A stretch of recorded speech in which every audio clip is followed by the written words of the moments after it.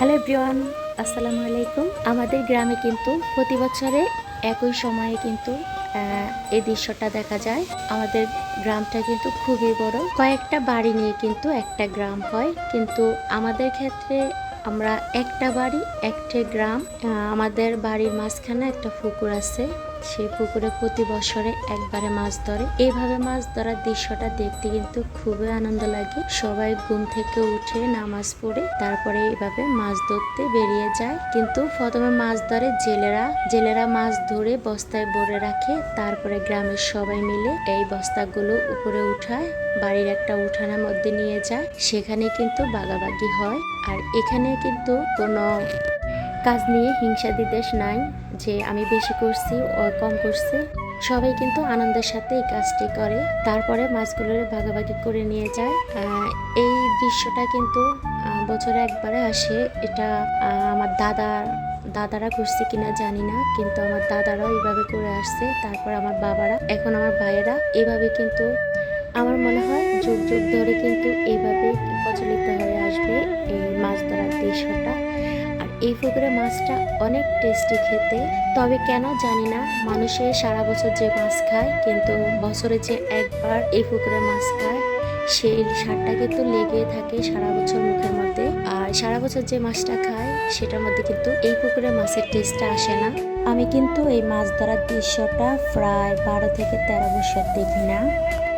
এই বছরে আমি দেখেছি। আমার কাছে মনে হয় যে আমি ছোটবেলা ফিরে পেয়েছি। এই যে মাছগুলো দেখতেছি সবাই মিলে ধরতেছে, আমার কাছে দেখে কিন্তু একেবারে ছোটবেলার কথা মনে পড়ে গেছে। ছোটবেলা তো ভাবতাম যে কখন রাত পোয়াবে, কাল সকালে মাছ ধরবে, মাছের দৃশ্য দেখব।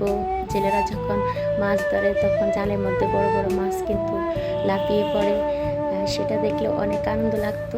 কিন্তু সেই মনে হয় যেন আমি সেই ছোট্টবেলাটা ফিরে পেয়েছি।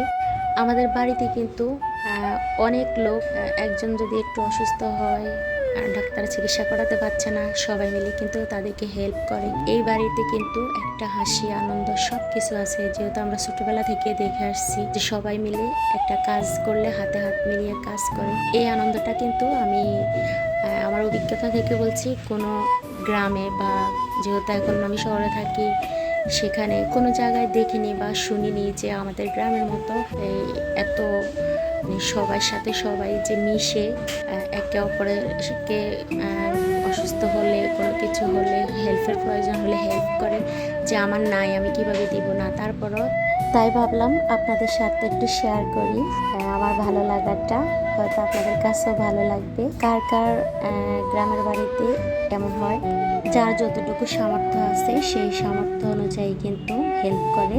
আর একবারে যে আমাদের গ্রামে এমন, অন্য গ্রামে এমন না, তাও আমি বলছি না, কারণ এমন কিন্তু অনেক গ্রাম আছে, হয়তো আমি জানি না, সেই বিধানে বলছি যে আমি আমাদের গ্রামের মতো কোথাও দেখিনি। এই যে এখন কিন্তু মাছ ভাগাভাগি কাজ চলছে।